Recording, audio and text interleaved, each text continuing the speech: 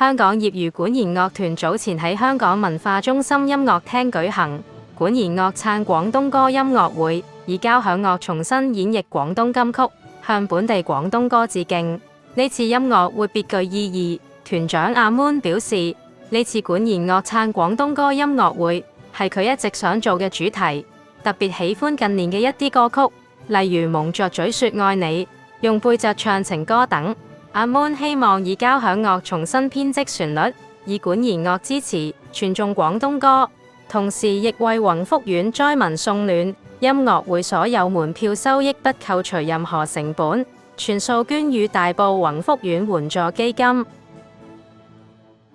梗係蒙着嘴說愛你啦！嗱，呢首歌呢，因為其實佢當初寫嘅概念都係希望同醫護人員打氣，即係希望大家就算戴咗口罩，有屏障之間都好啦，都可以將愛去宣揚咁樣啦。咁所以嗰下就覺得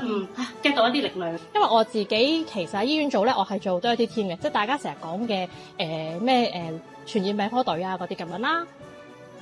蒙着嘴說愛你，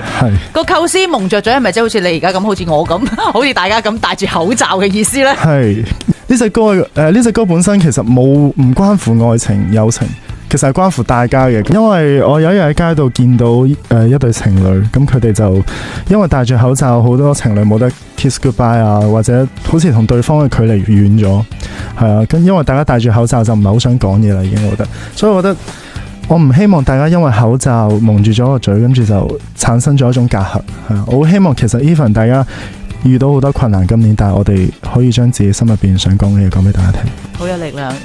蒙着嘴說愛你，一首家傳戶曉嘅年代經典。除咗姜濤極具感染力嘅正版外，仲有好多特別嘅演繹，多個幼稚園畢業表演版、學校母親節向媽媽致敬版、兒童合唱團版。呢個超感人嘅管弦樂撐廣東歌版，以及無數網上 cover 嘅版本，小編多次喺婚宴上見證新人以呢首歌獻俾最愛嘅另一半或者自己嘅父母。蒙着嘴說愛你，一首歌，千種愛，跨世代回響，香港人愛的說話。無論你身處何地，無論處於何種情景，蒙着嘴都總會俾到你一份真誠嘅正能量。